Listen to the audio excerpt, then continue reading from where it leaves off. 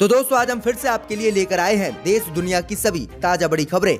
फटाफट एक एक कर विस्तार से आज आपको बताएंगे, तो वीडियो को अंत तक जरूर देखें। दोस्तों वीडियो बनाने में हमें काफी मेहनत लगी है, तो वीडियो को लाइक जरूर कर दें। जय दोस्तों, पहली खबर में आपको बताएंगे जो बिग ब्रेकिंग न्यूज सामने निकल कर आई दोस्तों कि चीन को लेकर असदुद्दीन ओवैसी ने मोदी अमित शाह पर बोला हमला, कहा चीन से डर गए मोदी अमित शाह। और मोदी अमित शाह क्यों नहीं कहते कि चीन कर रहा है हमारी जमीन पर कब्जा। जय दोस्तों, बड़ा हमला मोदी पर बोला है ओवैसी ने। तो वहीं आपको बताएंगे दोस्तों कि कृषि कानून को लेकर मोदी सरकार और किसानों के बीच आज फिर से 10वें दौर की होगी बातचीत, लेकिन ट्रैक्टर परेड निकालने पर अड़े किसान। दिल्ली पुलिस भी किसानों के सामने झुकी। तो वहीं आपको बताएंगे दोस्तों कि किसान और चीन को लेकर भाजपा पर गरजे राहुल गांधी, कहा मुझे गोली मार सकते हैं भाजपाई पर छू नहीं सकते। वहीं आपको बताएंगे कि पश्चिम बंगाल में ममता बनर्जी ने नक्सलियों से ज्यादा खतरनाक भाजपाइयों को बताया, कहा ये प्रदेश और देश को कर रहे हैं बर्बाद। तो वहीं आपको बताएंगे दोस्तों कि आज अमेरिका में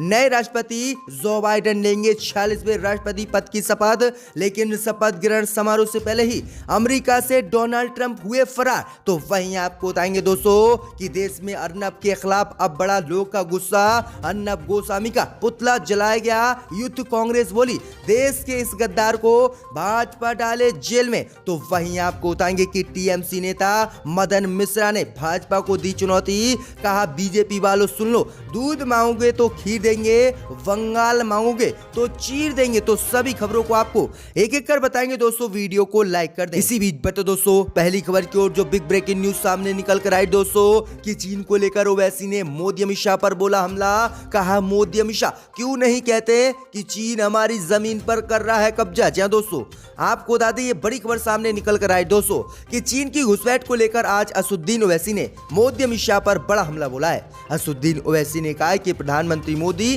क्यों नहीं कहते कि चीन हमारी जमीन पर कब्जा कर रहा है। आगे असदुद्दीन ओवैसी ने कहा कि चीन हर जगह पर भारत में घुसपैठ कर रहा है और प्रधानमंत्री मोदी कमजोरी दिखा रहे हैं। उनकी इस कमजोरी की वजह से भारत के हर आदमी को शर्मिंदगी महसूस हो रही है। वहीं आपको बता दें कि बीते दिनों अरुणाचल प्रदेश में 4.5 किलोमीटर घुसकर चीन ने भारत की जमीन पर कब्जा कर एक गांव बसाया है, जिसके बाद ये असदुद्दीन ओवैसी ने बड़ा हमला बोला है। वहीं आपको बता दें कि पिछले 7-8 महीनों में भी चीन ने भारत की कई क्षेत्रों की जमीन पर कब्जा किया, लेकिन मोदी सरकार इसे मानने को तैयार नहीं। मोदी सरकार लगातार कह रही है कि चीन ने हमारी जमीन पर कहीं पर भी कब्जा नहीं किया है और जो भी कब्जा हुआ है वह कांग्रेस के कार्यकाल में हुआ है और हमारी सरकार में चीन ने किसी भी भारत की जमीन पर कब्जा नहीं किया है। और इसी को लेकर आज असदुद्दीन ओवैसी ने यह बड़ा हमला भाजपा पर बोला है। इसी बीच बता दोस्तों अगली खबर की ओर तो कृषि कानून को लेकर किसान और मोदी सरकार की आज फिर से होगी 10वें दौर की बातचीत,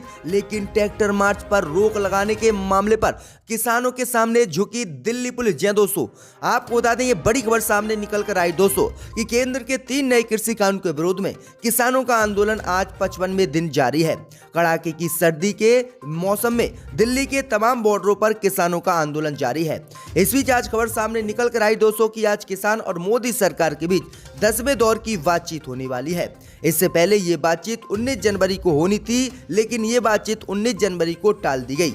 हालांकि अभी तक हुई 9 दौर की बातचीत कृषि कानून को लेकर बेनतीजा रही। वहीं आपको बता दें कि आज उम्मीद जताई जा रही है कि मोदी सरकार कृषि कानून को वापस ले सकती है और किसानों के आंदोलन को खत्म कर सकती है। तो वहीं ट्रैक्टर रैली पर अड़े किसानों के साथ दिल्ली पुलिस ने भी बैठक की है, लेकिन अभी तक कोई भी हल नहीं निकल पाया है। वहीं आपको बता दें कि किसान लगातार ट्रैक्टर मार्च निकालने की जिद पर अड़े हुए हैं, लेकिन दिल्ली पुलिस उनसे ट्रैक्टर मार्च निकालने को मना कर रही है। लेकिन हुई आज बैठक में किसान और पुलिस के बीच कोई भी समाधान नहीं निकला और फिर आज से किसान दिल्ली पुलिस के साथ फिर से बैठक करेंगे। लेकिन किसानों ने साफ कहा है कि जब तक कृषि कानून मोदी सरकार वापस नहीं लेगी तब तक वह आंदोलन जारी रहेंगे और 26 जनवरी को पुलिस कितनी भी हमारी रैली को रोके, लेकिन हम बैरिकेड तोड़ दिल्ली में घुसेंगे और किसी भी कीमत पर पीछे नहीं हटेंगे। तो ये बड़ी अपडेट आ रही कि बातचीत से पहले ही मोदी सरकार की मुश्किलें बढ़ गई हैं और उधर किसानों ने दिल्ली पुलिस की भी मुश्किलें बढ़ा दी हैं। इसी बीच बढ़ते दोस्तों अगली खबर की ओर तो चीन और किसान को लेकर बार राहुल गांधी ने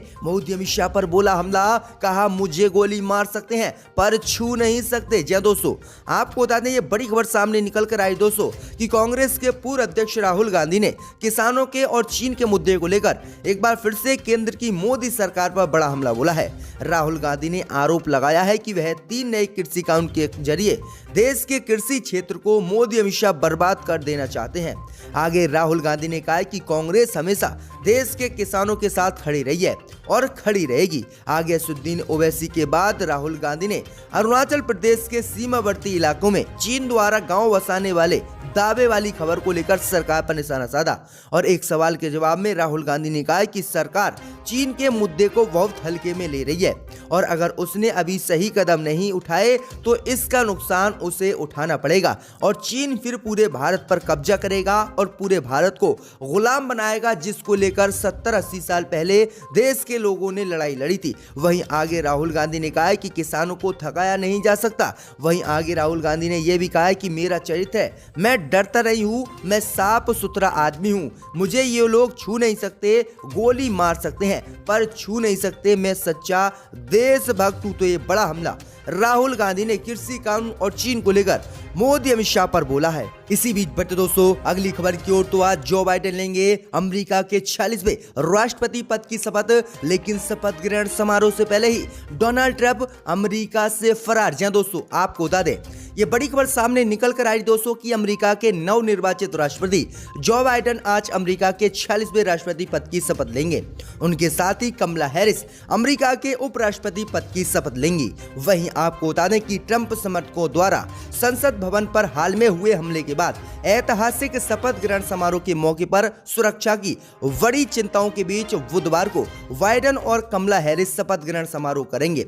वहीं आपको बता दें कि मुख्य न्यायाधीश जॉन रॉबर्ट वाड्रा 12 बजे कैपिटल के वेस्ट फ्रंट पर जो बाइडेन और कमला हैरिस को शपथ दिलाएंगे। आपको बता दें कि भारत के समय के अनुसार अमेरिका से 10 घंटे 30 मिनट आगे चलता है, तो भारत के समय अनुसार शपथ ग्रहण समारोह 10:30 बजे होगा। वहीं आपको बता दें कि शपथ ग्रहण समारोह से पहले ही 25,000 से अधिक जवान सुरक्षा में तैनात किए गए हैं। वहीं आपको बता दें कि शपथ ग्रहण समारोह से पहले ही डोनाल्ड ट्रंप ने अमेरिका को छोड़ दिया है और डोनाल्ड ट्रंप के पते नहीं है कि अमेरिका में डोनाल्ड ट्रंप हैं या फिर वह किसी विदेश की यात्रा पर निकल गए हैं। वहीं आपको बता दें कि इससे पहले अमेरिका के राष्ट्रपति डोनाल्ड ट्रंप ने ऐलान किया था कि वह जो बाइडेन के शपथ ग्रहण समारोह में शामिल नहीं होंगे। तो ये बड़ी अपडेट आई दोस्तों कि आज अमेरिका के नए राष्ट्रपति 46वें राष्ट्रपति पद की अमेरिका के शपथ लेंगे। इसी बीच बढ़ते दोस्तों अगली खबर की ओर, तो पश्चिम बंगाल में ममता बनर्जी ने भाजपा पर बोला हमला,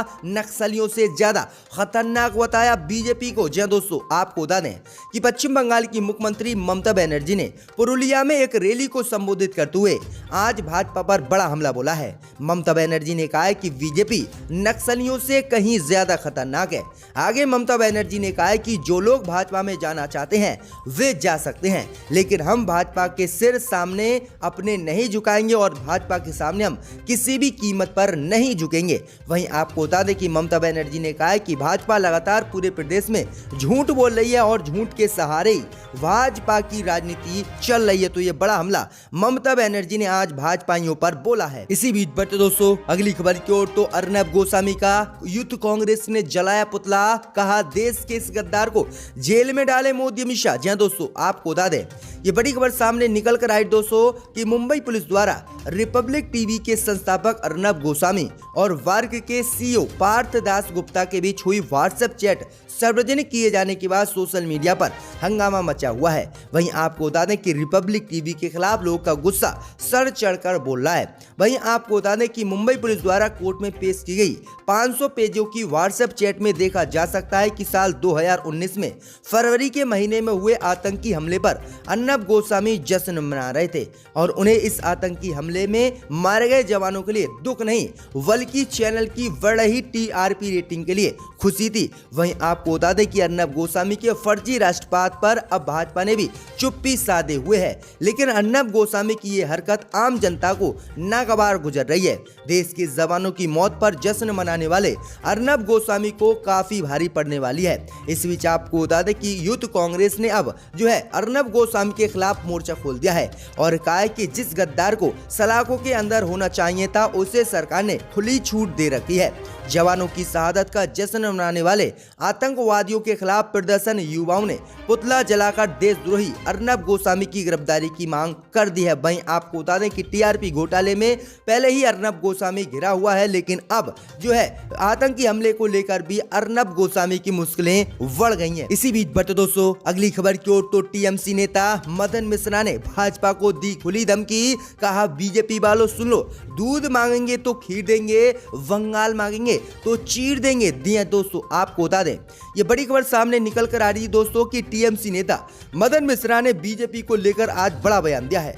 दरअसल आपको बता दें कि मदन मिश्रा टीएमसी नेता ने कहा है कि बीजेपी के नेताओं को धमकी देते हुए कि बीजेपी वालों सुन लो, दूध मांगोगे तो खीर देंगे, बंगाल को मांगोगे तो चीर देंगे और किसी भी कीमत पर बंगाल में हम तुम्हारी सरकार नहीं बनने देंगे। तो ये बड़ी अपडेट आई दोस्तों की बड़ा बयान टीएमसी नेता ने आज बीजेपी को लेकर दिया है। इसी बीच बढ़ते दोस्तों अगली खबर की ओर तो पेट्रोल डीजल और रसोई गैस के दाम में टैक्स के नाम पर हो रही है लूट। कांग्रेस ने बोल दिया है भाजपा पर बड़ा हमला। जी दोस्तों आपको बता दें ये बड़ी खबर सामने निकल कर आई दोस्तों कि पेट्रोल डीजल और रसोई गैस दामों की निंदा करते हुए कांग्रेस के वरिष्ठ नेता और पार्टी के राष्ट्रीय महासचिव रणदीप सिंह सुरजेवाला ने बड़ा बयान दिया है। रणदीप सुरजेवाला ने कहा है कि आसमान छूते टैक्सों के कारण हरियाणा में पेट्रोल डीजल और रसोई गैस आज तक के उच्चतम स्तर पर है। केंद्र और प्रदेश की भाजपा सरकारों से हमारी मांग है कि प्रदेशवासियों से पेट्रोल डीजल और रसोई गैस के दामों में टैक्स के नाम पर हो रही लूट बंद हो और पेट्रोल डीजल पर एक्साइज ड्यूटी और वैट दरें कांग्रेस के शासन में कम करके महंगाई से पीड़ित जनता को तत्काल राहत प्रदान की जाए। वहीं रणदीप सुरजेवाला ने कहा है कि मोदी सरकार पेट्रोल डीजल पर लगातार दाम बढ़ा रही है, जिससे लोगों को परेशानी हो रही है और इधर किसानों को लेकर भी भाजपा बिल्कुल परेशान नहीं है और लगातार किसानों का उत्पीड़न कर रही है। इसी बीच बढ़ते दोस्तों अगली खबर की ओर तो अखिलेश यादव ने भाजपाइयों पर साधा निशाना। कहा समाज में नफरत फैलाने वाली पार्टी भाजपा से किसान नौजवान दुखी। जय दोस्तों आपको बता दें ये बड़ी खबर सामने निकल कर आई दोस्तों की समाजवादी पार्टी के राष्ट्रीय अध्यक्ष अखिलेश यादव ने कहा कि भाजपा झूठ बोलने और समाज में नफरत फैलाने वाली पार्टी है। भाजपा से किसान नौजवान सभी दुखी हैं। भाजपा ने रंग बदलने और नाम बदलने के अलावा कोई काम पूरे देश में नहीं किया है। भाजपा सरकार के कार्यकाल में उत्तर प्रदेश अपराध, भ्रष्टाचार, सांप्रदायिकता और बेरोजगारी, खराब शिक्षा, चौपट स्वास्थ्य व्यवस्था, किसानों की फसलों की लूट और नाबालिग बच्चियों और महिलाओं से बलात्कार, हत्या, फर्जी एनकाउंटर आदि में नंबर 1 पर है। भाजपा प्रदेश को जाने किस दिशा में ले जा रही है, तो ये बड़ा निशाना आज समाजवादी पार्टी के राष्ट्रीय अध्यक्ष अखिलेश यादव ने भाजपा पर बोला है। इसी बीच बढ़ते दोस्तों अगली खबर की ओर तो असम में 5 पार्टियों के साथ गठबंधन करके चुनाव लड़ेगी कांग्रेस, करा बड़ा ऐलान। जय दोस्तों आपको बता दें ये बड़ी खबर सामने निकल कर आई दोस्तों कि कांग्रेस ने असम विधानसभा चुनाव में 5 पार्टियों के साथ गठबंधन करने का ऐलान कर दिया है। वहीं आपको बता दें कि केरल विधानसभा चुनाव मद्देनजर पार्टी ने 10 सदस्यीय चुनाव प्रतिबंध रणनीति समिति का गठन किया है, जिसकी अध्यक्षता पूर्व मुख्यमंत्री ओमन चांडी करेंगे। असम की कांग्रेस इकाई ने मंगलवार को कहा कि वह कुछ महीनों बाद होने जा रहे विधानसभा चुनाव में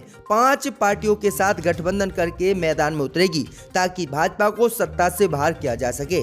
प्रदेश कांग्रेस कमेटी के अध्यक्ष रिपुन बोरा ने कहा कि कई दलों के साथ बातचीत के बाद ये फैसला लिया गया है कि कांग्रेस इस चुनाव में all India United Democratic Front, Bhakpa, Makpa और भाकपा माले और अंकलेगढ़ मोर्चा के साथ गठबंधन करेगी और भाजपा को यहां पर हराएगी। तो ये बड़ी अपडेट आ रही है, बड़ा गठबंधन असम में कांग्रेस करने वाली है।